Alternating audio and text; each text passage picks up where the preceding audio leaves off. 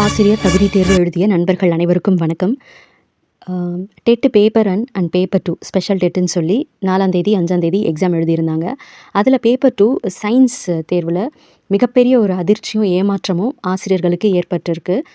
6வதுலேருந்து 8வது வரைக்கும் உள்ள பாடப்புத்தகங்கள்ல இருந்து மட்டும்தான் கேள்விகள் கேட்கப்படும் அப்படின்னு அதிகாரப்பூர்வமாக சொல்லிட்டு 8ஆம் வகுப்புலேருந்து வெறும் 6 கேள்விகளை மட்டும் கேட்டுட்டு மீதி அத்தனை கேள்விகளையும் 9ஆம் வகுப்புலேருந்து 12ஆம் வகுப்பு வரைக்கும் கேட்டு தேர்வு எழுதின ஆசிரியர்களை நிலைக்குலைய வச்சுருக்காங்க.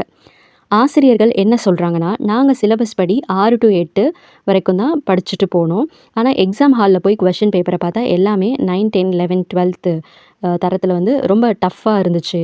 கடந்த காலங்கள்லேயும் இதே மாதிரி டெட்டு பேப்பர் 1ல் வந்து பார்த்தோன்னா, அதாவது 4ஆம் தேதி எழுதின டெட்டில் 4ஆம் வகுப்புலேருந்து வெறும் 9 கேள்விகள் தான் வந்து கேட்டிருந்தாங்க.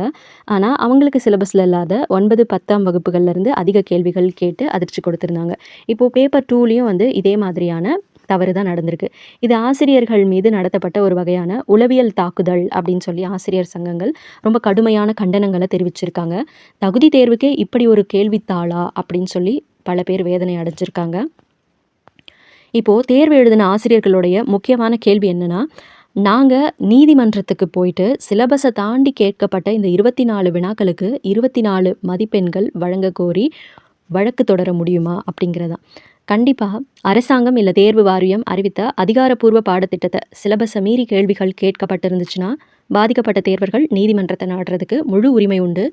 பாடத்திட்டத்துக்கு வெளியில், அதாவது அவுட் ஆஃப் சிலபஸ் கேள்விகள் வரும்போது அதற்கு உரிய மதிப்பெண்களை முழுமையாக வழங்குறதுக்கு நீதிமன்றம் பலமுறை உத்தரவிட்டிருக்கு.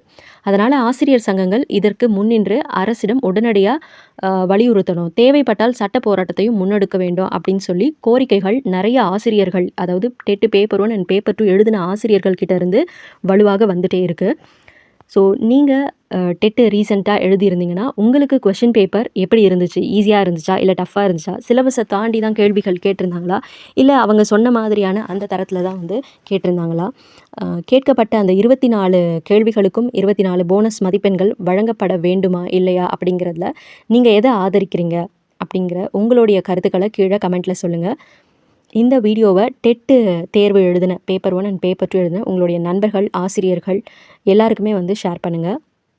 அண்ட் இதுக்கு மத்தியில் நிறைய டீச்சர்ஸ் என்ன சொல்கிறாங்க அப்படின்னா, டெட்டினுடைய அந்த தேர்ச்சி மதிப்பெண்ணை 40% குறைங்க அப்படின்னு ஒரு தரப்பினரோ, இன்னொரு தரப்பினர் 33% வந்து குறைங்கன்னு சொல்லி இன்னொரு தரப்பினர் கேட்டுட்ருக்காங்க. ஸோ இது ஏற்கனவே வந்து பார்த்திங்கன்னா 90 மதிப்பெண்லேருந்து 82 அப்படின்னு சொல்லி குறைச்சிருந்தாங்க. அதுக்கப்புறம் வந்து பார்த்திங்கன்னா சில கேட்டகரிக்கு 60 மதிப்பெண்களும், மற்ற கேட்டகரியில் உள்ளவங்களுக்கு 75 அண்ட் ஜென்ரலில் இருக்கிறவங்களுக்கு மட்டும் 82 அப்படின்னு சொல்லி பிரிச்சிருக்காங்க. ஸோ இது எல்லாத்தையும் பற்றி உங்களுடைய கருத்து என்ன அப்படிங்கிறத கமெண்ட்டில் சொல்லுங்கள். தேங்க்யூ.